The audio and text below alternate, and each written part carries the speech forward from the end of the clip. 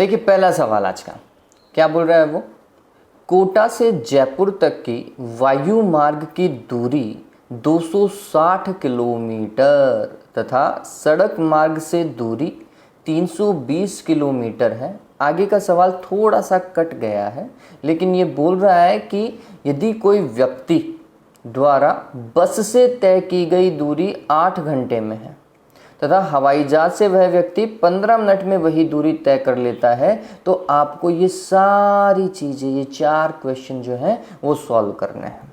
ठीक है, तो पहले समझते हैं कि वो पूछना क्या चाहता है और उसके अकॉर्डिंग डेटा कैसा है। तो ये ध्यान में रखना कि कोटा से जयपुर तक की जो डिस्टेंस है वायु मार्ग, मतलब एरोप्लेन वाली, वायु मार्ग का मतलब कौन सा हुआ बच्चों, एयरवेज हो गया। एयरवेज से वो कितना डिस्टेंस ट्रेवल कर रहा है, 260 किलोमीटर। अब ये थोड़ा अपन लॉजिक लगाते हैं। लेट्स सपोज कीजिए जयपुर यहाँ है, ठीक है, और कोटा यहाँ पर है, ठीक है। तो जयपुर से कोटा तक की जो सीधी दूरी है वो हम ट्रेवल कर सकते हैं ओनली बाय एयरवेज। एक ही ऑप्शन है ना, एरोप्लेन से हम सीधा जा सकते हैं। जबकि अगर बस से जाएं तो बस तो सीधी नहीं जाएगी, ठीक, या कोटा से जयपुर जाना हो तो बस सीधी नहीं जाएगी, ऐसा ऐसा ऐसा ऐसा कोई पाथ लेगी और फिर कहाँ तक आएगी, जयपुर तक आएगी। तो ये किसके थ्रू था, ये वाला पाथ बस के थ्रू था। तो इस सवाल में जब आप पढ़ें कि एयरवेज से कितना ट्रेवल कर रहा है, 260 किलोमीटर ट्रेवल कर रहा है, तो ये बात ध्यान में रख करके चलिएगा बच्चों कि एयरवेज वाला डिस्टेंस जो है वो डिस्प्लेसमेंट है ना, एक बिल्कुल सीधी दूरी है, विस्थापन दिया हुआ है आपको। क्या दिया हुआ है, डिस्प्लेसमेंट।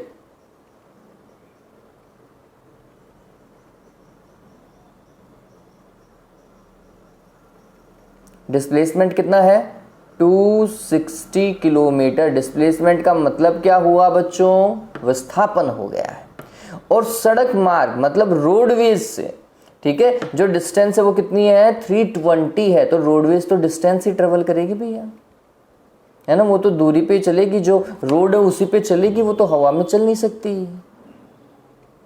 तो डिस्टेंस कितना है, 320 किलोमीटर। इस सवाल में यही चीज गौर करने लायक थी और सारी चीजें आपकी आसानी से हो जाएंगी।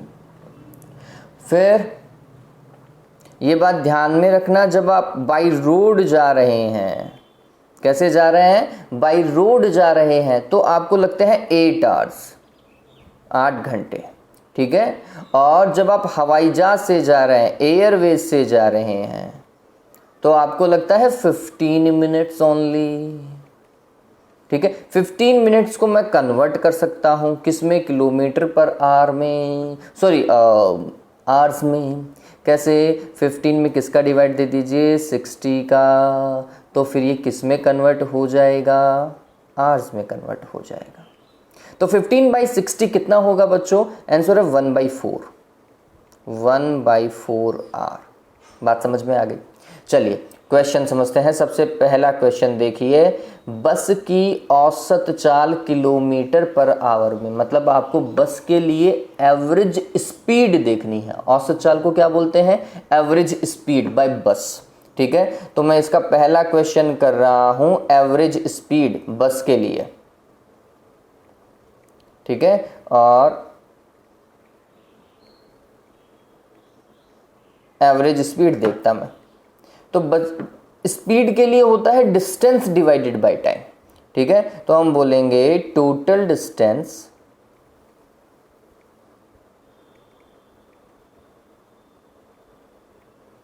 Divide by time, total time होगा, ठीक है। डिस्टेंस देखो, डिस्टेंस कितनी होगी, तो डिस्टेंस देखिए, डिस्टेंस कितनी है, 320 है, और बस ने टाइम लेना उतना ही है, 8 आवर्स ही लेना है। सॉल्व कर सकते हो क्या, ये किस में आएगा, किलोमीटर पर आवर में आएगा।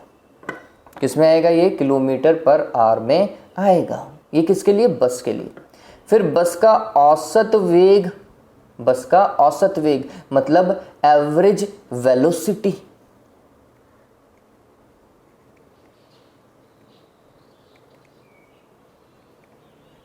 वेलोसिटी के लिए आप क्या देखते हैं, टोटल डिस्प्लेसमेंट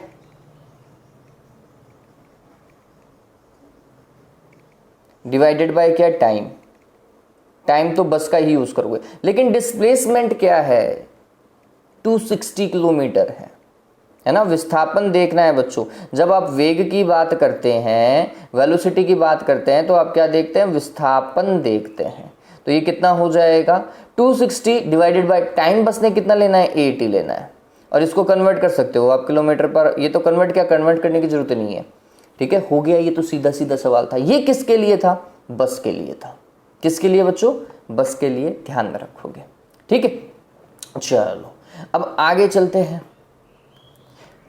हवाई जहाज के लिए, एयरवेज के लिए, तो इसको हटा देता हूं मैं, इस चीज को अपन हटा देते हैं।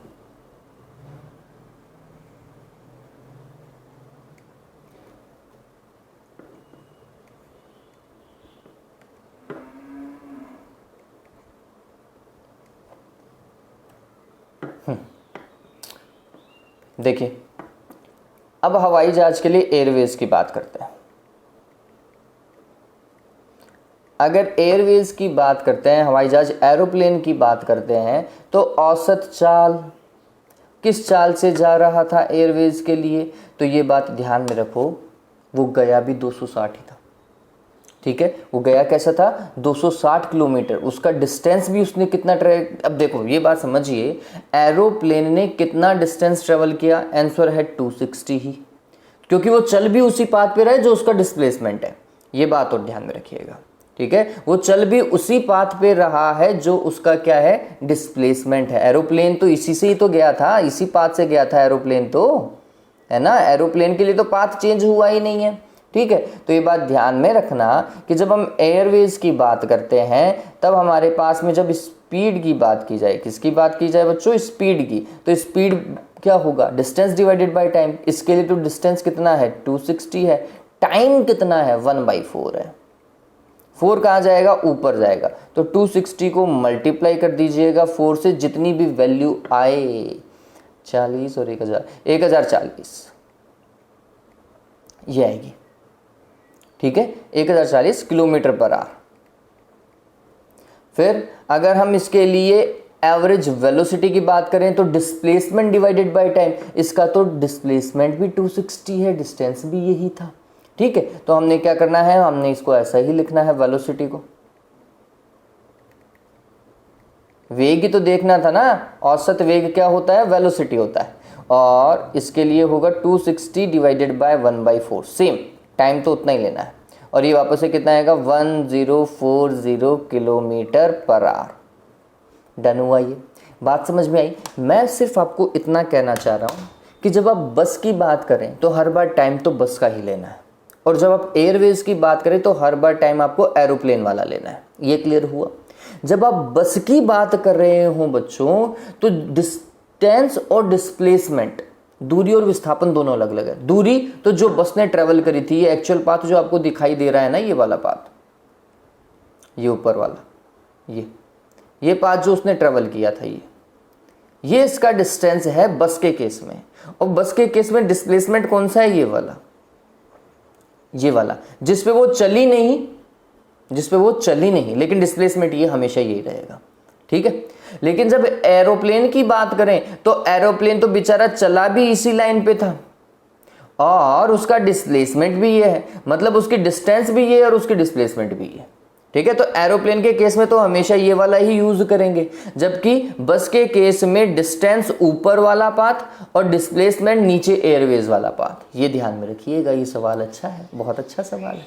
चलो, तो ये क्लियर हो गया होगा मेरे हिसाब से, इसमें कोई दिक्कत नहीं आई होगी। अब क्लियर है, इसको हटा देते हैं।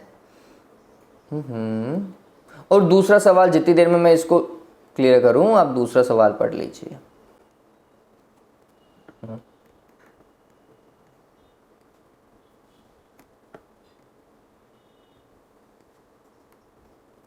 ओके, सेकंड क्वेश्चन अगर आप पढ़ पा रहे हैं, तो सेकंड क्वेश्चन के अंदर क्या दिया हुआ है वो देखिए।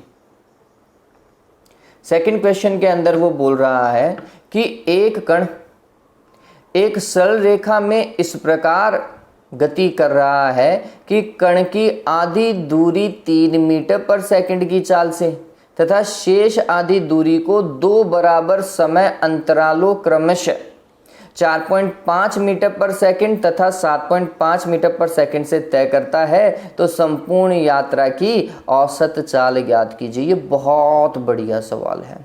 हालांकि इससे पहले एक सिंपल सवाल इन्हें दे देना चाहिए था, लेकिन एलन वालों को लगा कि बच्चे सारे ही होशियार होते हैं। ठीक है, बच्चे वैसे सारे ही होशियार होते हैं, लेकिन चीज़ें स्टेप बाय स्टेप चलनी चाहिए थी। ओके, कोई नहीं, अपन सॉल्व करेंगे बच्चों इस चीज़ को भी। एक बार के लिए मैं इन सारी चीज़ों को रब आउट करने की सोच रहा था, जो बार बार ये चेंज होता जा रहा है।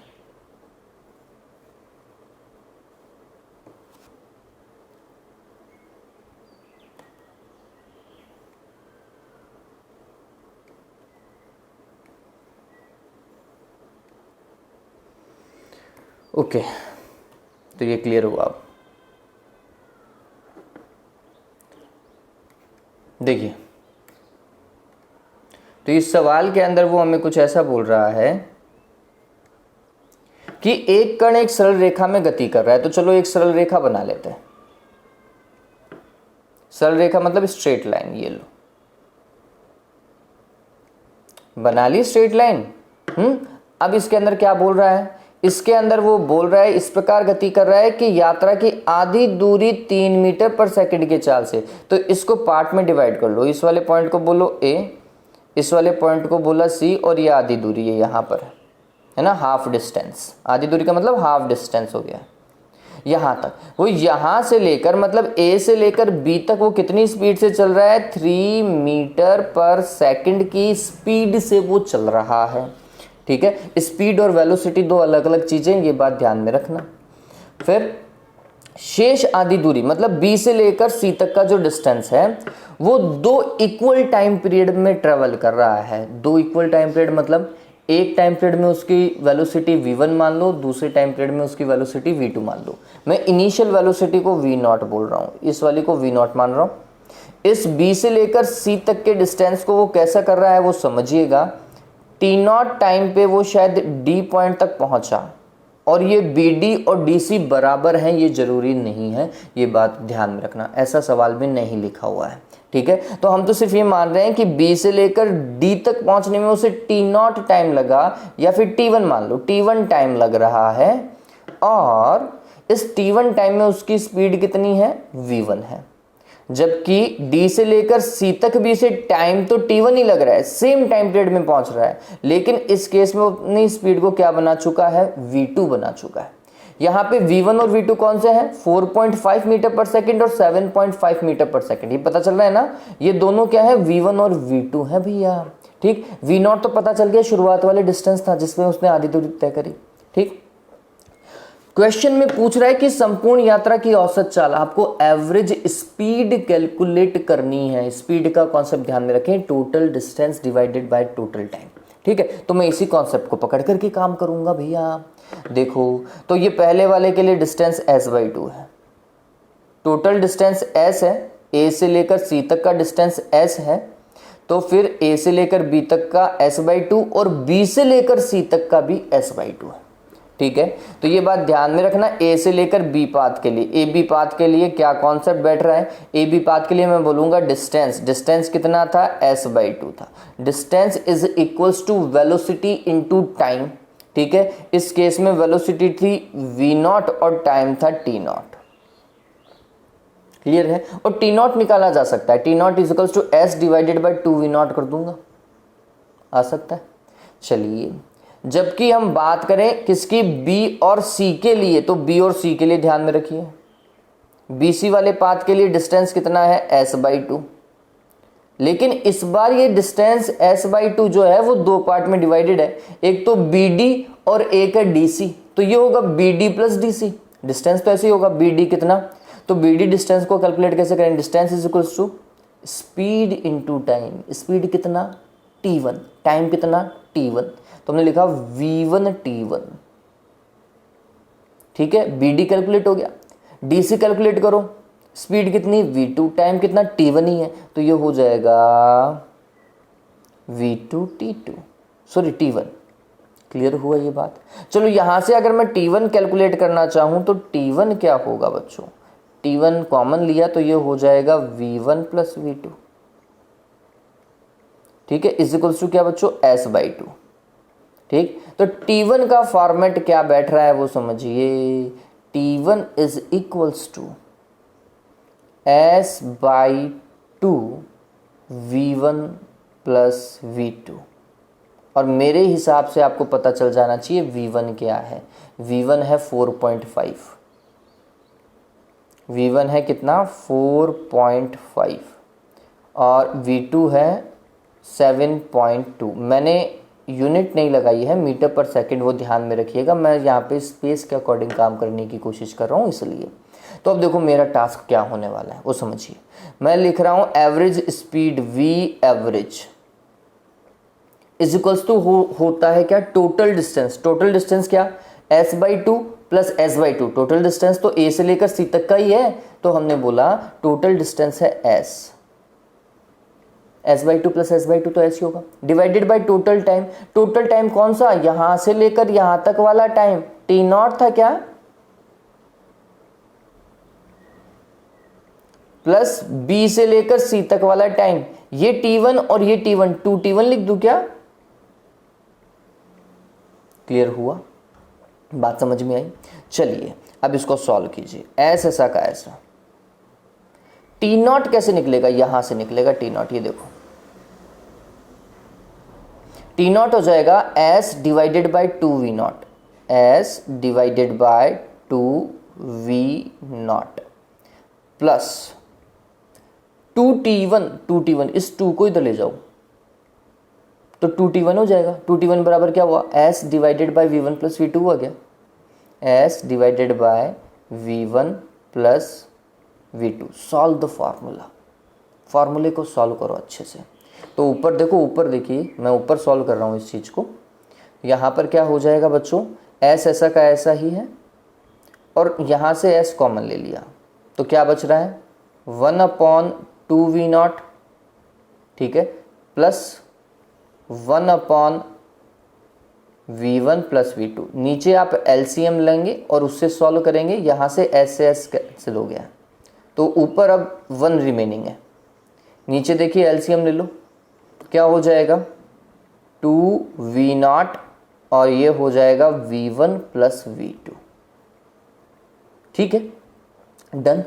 चलिए अब ये V1 प्लस V2 कहाँ आएगा, इधर आ जाएगा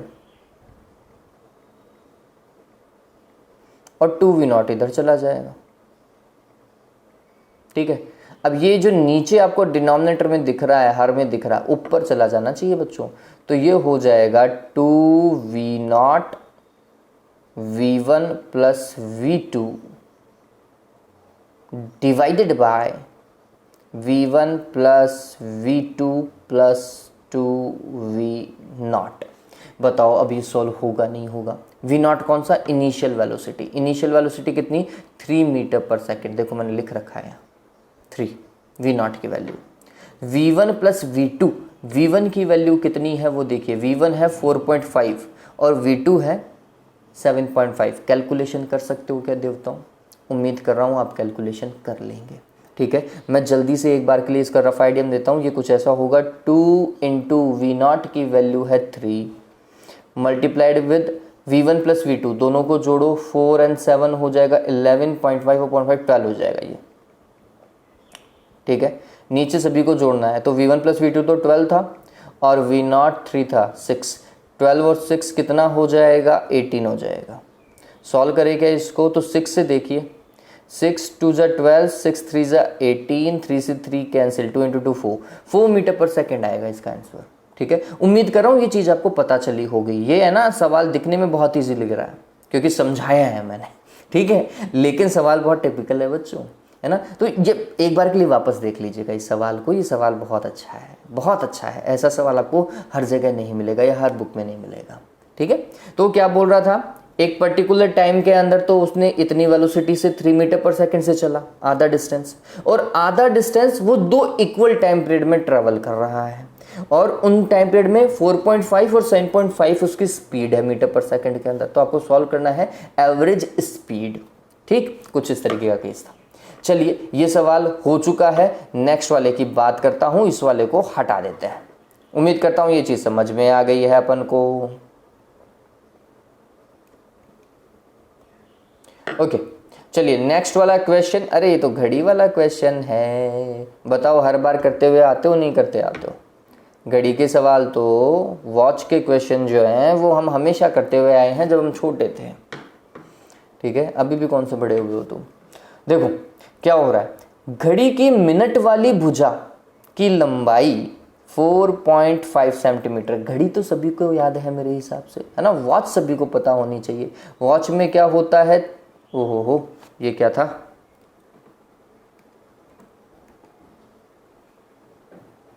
वॉच में क्या होता है बच्चों, 3 आपके पास में ब्लेड्स होती हैं, आप ऐसा मान लीजिए, विंग्स मान लीजिए, ठीक? और उसके अंदर सबसे पहली बात समझिए वो क्या बोल रहा है, वो बोल रहा है कि मिनट वाली भुजा, मतलब मिनट वाली जो साइड है ना उसकी लेंथ कितनी है, 4.5। तो हमें उसी के ऊपर गौर करना है। ये मान लेता हूं मैं, ये 4.5 है।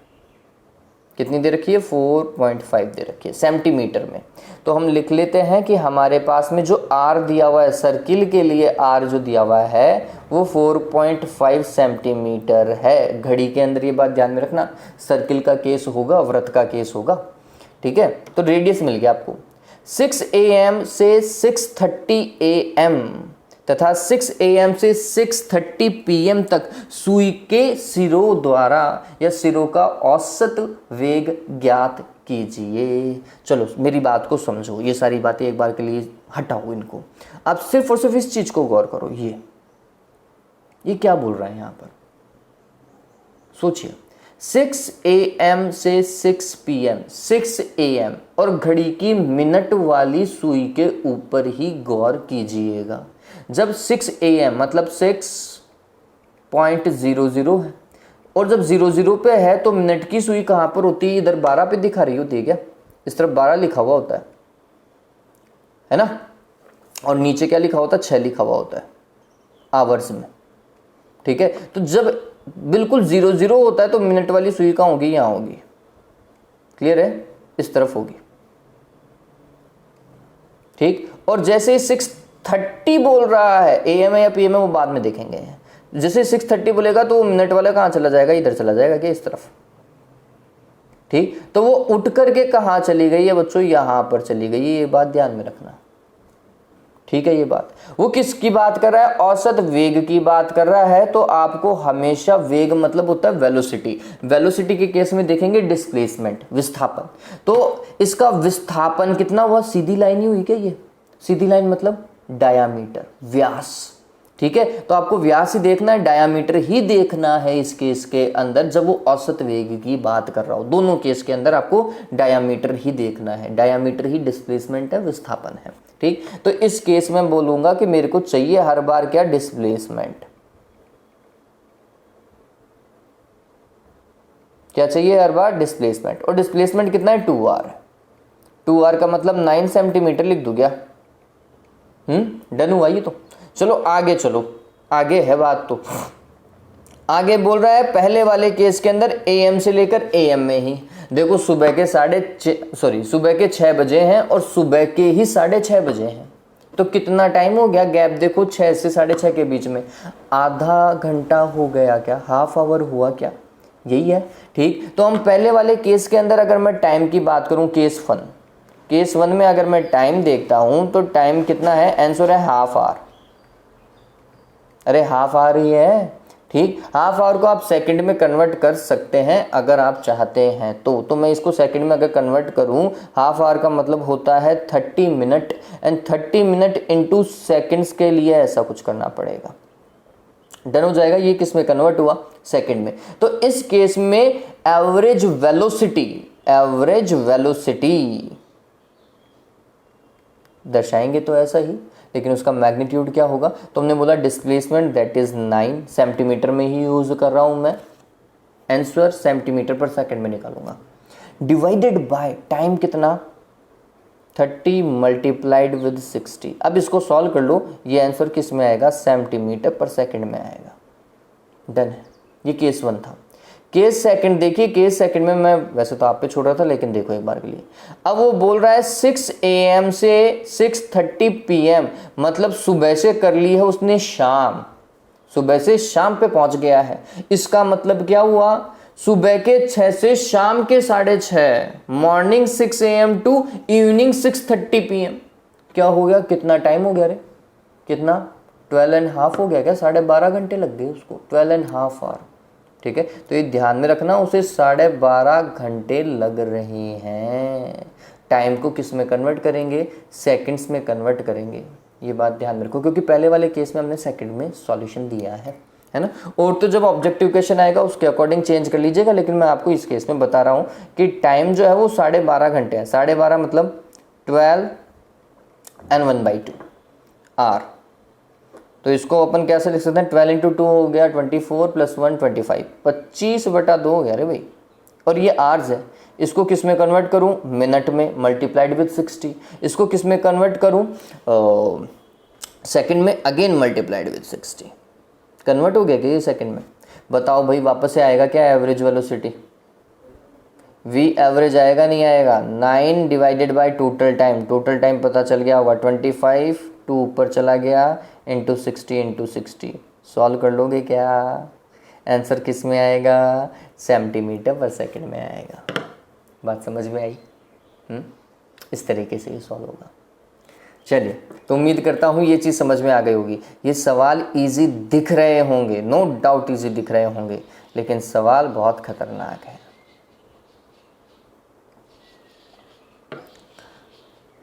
देखो आगे क्या बोल रहा है, फोर्थ क्वेश्चन देखिए क्या बोल रहा है। एक 2 किलोग्राम का पिंड वृत्ताकार मार्ग पर स्थिर चाल 10 मीटर पर सेकंड से गतिमान है। जब पिंड अर्धचक्र पूर्ण करता है तो चाल में परिवर्तन तथा वेग में परिवर्तन का परिमाण ज्ञात करो। थोड़ा सा सवाल समझते हैं। सवाल को क्या बोल रहा है वो, कि कोई एक ऑब्जेक्ट है और वो ऑब्जेक्ट कैसा चल रहा है, ऐसा चल रहा है, यूँ देखना समझना। ये मैं सर्कुलर पाथ बना देता हूँ, क्योंकि क्वेश्चन में उसने सर्कुलर पाथ बोला है बच्चों, और सर्कुलर पाथ का भी वो अर्ध मार्ग तक ही जा पाता है। तो मैं इसको यहाँ से लेकर ऐसा सीधा डिवाइड कर देता हूँ, ये आधा मार्ग ले लेते हैं, ऐसा मान लो ये आधा मार्ग। ठीक है, तो सर्कुलर पाथ पे चल रहा है, ऑब्जेक्ट का मास आपको दे रखा है, वेट आपको दे रखा है, वेट नहीं है मास ही है, ये द्रव्यमान है 2 किलोग्राम। हालांकि इसका कोई मतलब नहीं है हमारे लिए, लेकिन दे रखा है। और बोल रहा है कि वो इतनी चाल से चल रहा है, 10 मीटर पर सेकंड से गतिमान है। तो जब वो यहाँ से चला था ए पॉइंट से, और पहुंच कहाँ रहा है, बी पॉइंट पे पहुंच रहा है, ये मान करके चलता हूं मैं। तो जब ए से चला था तो वो इस दिशा में भागा होगा। दिशा अगर मैं देखूं, डायरेक्शन अगर मैं देखूं, तो उसका डायरेक्शन जो है, वेलोसिटी की डायरेक्शन वो ये है। और ये वेलोसिटी की डायरेक्शन अगर मैं एक्स डायरेक्शन की तरफ मान रहा हूं, तो मैं इसको बोलूंगा वो चल तो रहा था 10 मीटर पर सेकंड से, और कौन सी डायरेक्शन में, आई कैप में, प्लस का एक्स आई कैप हो गया। और फिर यहां घूम कर पहुंचा तो उसका वेलोसिटी का डायरेक्शन देता हूं, ये हो गया जस्ट अपोजिट। तो यहां पर भी वेलोसिटी है तो वी वेक्टर ही, लेकिन ये कितनी है, ये 10 मीटर पर सेकंड से ही चल रहा था, लेकिन ये माइनस का आई कैप है। कौन सी डायरेक्शन में, माइनस के एक्स में चला गया, इसलिए माइनस का आई कैप हो गया। देखता हूं, बात समझ रहे हो? तो इसको इनिशियल वेलोसिटी बोल दो और इसको फाइनल वेलोसिटी बोल दो। वेलोसिटी की बात की जाए तो, ठीक है, वेलोसिटी मतलब वेग, है ना, ध्यान में रखना, वेलोसिटी का मतलब वेग। और चाल की बात करी जाए तो चाल में तो दिशा होती नहीं है। चाल में दिशा होती है क्या, डायरेक्शन होती है? नहीं होती है। तो डायरेक्शन नहीं होती तो इधर भी चाल v1 है और इधर भी चाल v2 बराबर क्या है, v1 ही है। एक समान चाल से ही तो चल रहा था। देखो लिख रहा है ना वो, वृत्ताकार पथ पर स्थिर चाल। स्थिर चाल मतलब कांस्टेंट स्पीड, स्पीड चेंज नहीं हुई है। 10 मीटर पर सेकंड से पहले चल रहा था, 10 मीटर पर सेकंड से बाद में चल रहा है। ठीक है, तो ये बात ध्यान में रखो, यहां पर भी v1 ही है, यहां पर भी v1 ही है। तो चेंज इन स्पीड बोल रहा हूं सबसे पहले, चाल में परिवर्तन। इस पहले क्वेश्चन को सॉल्व कर रहा हूं, और चाल में डायरेक्शन मत डाल देना भाई, ठीक है। तो हमने बोला चाल में परिवर्तन,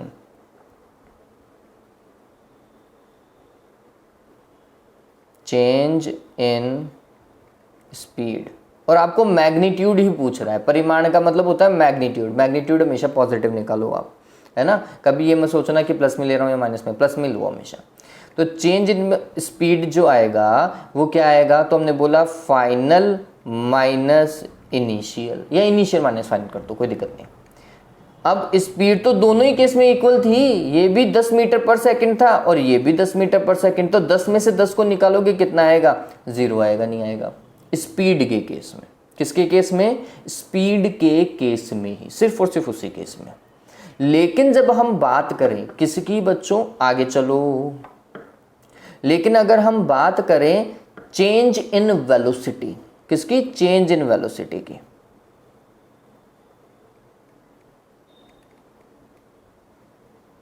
चेंज इन वेलोसिटी मतलब वेग में परिवर्तन। नेक्स्ट केस, वेग में परिवर्तन। वेग में परिवर्तन क्या होगा, तो final velocity minus initial velocity, final velocity minus initial velocity. Final velocity है v2 माइनस इनिशियल वेलोसिटी है v1। अगर आप v2 देखते हैं तो ये 10 मीटर पर सेकंड है, लेकिन माइनस का आई कैप है, तो मैं लिखूंगा 10 और माइनस का आई कैप, जिसे मैं माइनस का 10 आई कैप लिख सकता हूँ, माइनस v1। v1 देखो 10 मीटर पर सेकंड और आई कैप में, तो ये लिखा जाएगा 10 आई कैप। सॉल्व करो रे देवताओं इस चीज को, जल्दी से इस चीज को सॉल्व कीजिए। क्या आएगा, माइनस का 10 आई कैप और माइनस का 10 आई कैप, क्या हो जाएगा, माइनस का 20 हो जाएगा क्या, आई कैप मीटर पर सेकंड। कुल मिलाकर के अगर मैं मैग्नीट्यूड की बात करूं तो मेरे को माइनस तो देखना ही नहीं है, तो मैग्नीट्यूड तो सिर्फ और सिर्फ कितना रहा, 20। तो इसके लिए चेंज इन वेलोसिटी जो था वो था 20 मीटर पर सेकेंड। डायरेक्शन को भूल जाओ क्योंकि वो सिर्फ और सिर्फ मैग्नीट्यूड की बात कर रहा है ना। लेकिन सॉल्व करने के लिए तो मेरे को वेलोसिटी को इसी में देखना पड़ेगा। बात समझ में आ गई, क्लियर, ओके। चलिए, तो ये सवाल यहाँ पर डन हो जाता है। नेक्स्ट वाले क्वेश्चन की तरफ चलते हैं।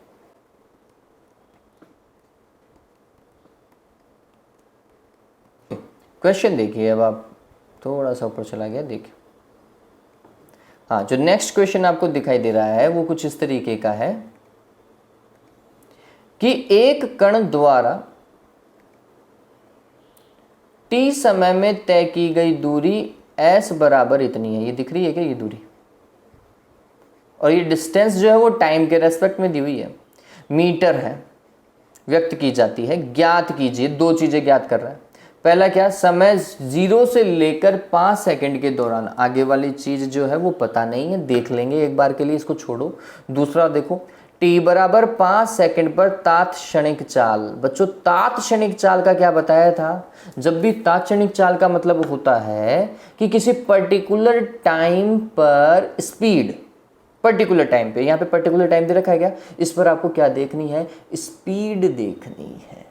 क्या देखनी है बच्चों, स्पीड देखनी है, और वो देखी जा सकती है। कैसे देखी जा सकती है वो देखी, तो हमने बोला समझना है इस चीज को। तात्क्षणिक चाल के लिए मैं बी वाला पार्ट कर रहा हूं। इसका कौन सा पार्ट कर रहे हैं हम, बी वाला पार्ट कर रहे हैं। एक मिनट,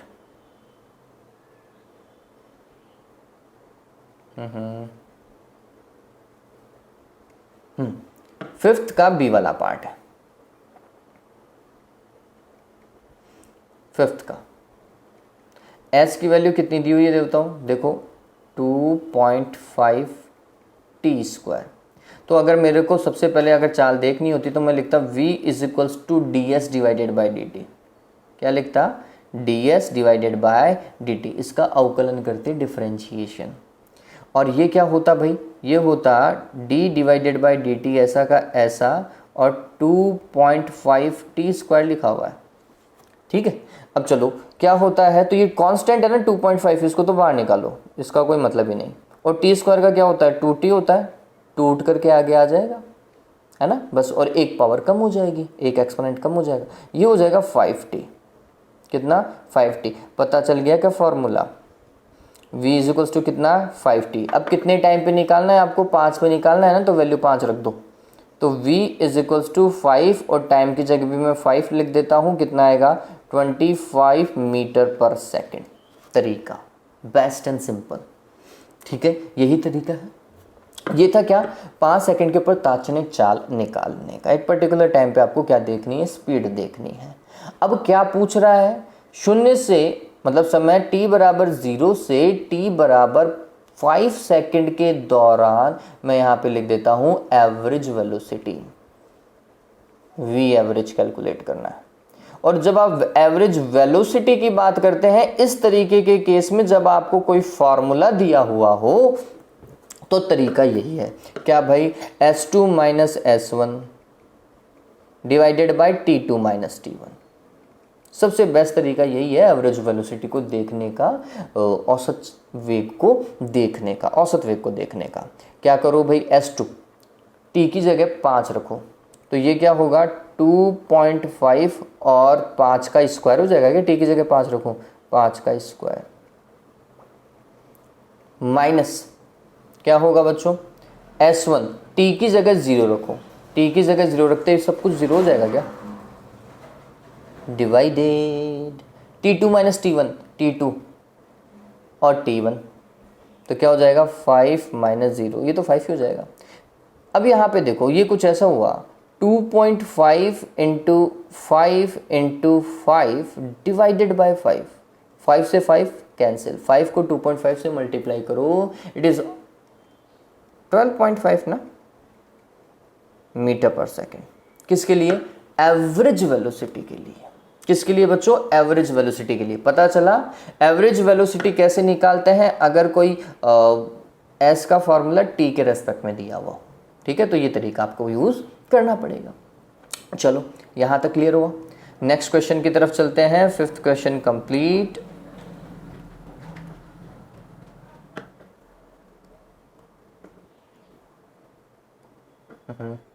नेक्स्ट क्वेश्चन आपने पढ़ लिया होगा।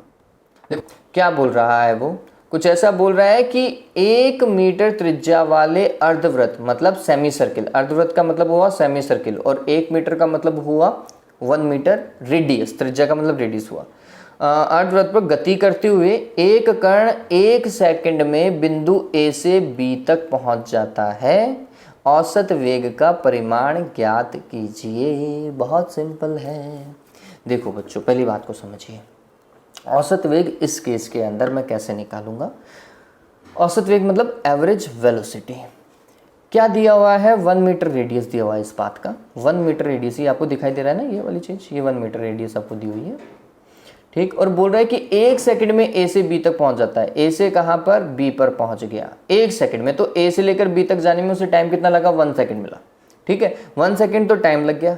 और उसका डिस्प्लेसमेंट कितना है, AB है क्या, AB is the displacement, total displacement तो यही था, टोटल डिस्प्लेसमेंट AB कितना हो गया, 1 मीटर प्लस 1 मीटर, है ना। रेडियस का डबल कर दो भैया, 1 मीटर प्लस 1 मीटर कितना, 2 हो चुका है क्या बच्चों।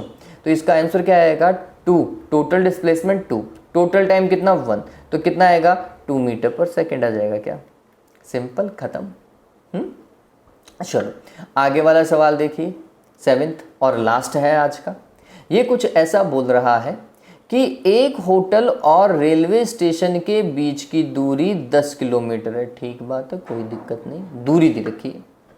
28 मिनट में 23 किलोमीटर दूरी तय करके स्टेशन तक पहुंचता है। ये एनसीईआरटी का ही एक तरीके का क्वेश्चन है कि कोई भी कार चालक जो है वो टूरिस्ट को लेकर, है ना, स्टेशन से कहाँ जा रहा है, होटल तक जा रहा है। स्टेशन से कहाँ तक, होटल तक जा रहा है कोई भी ड्राइवर, है ना।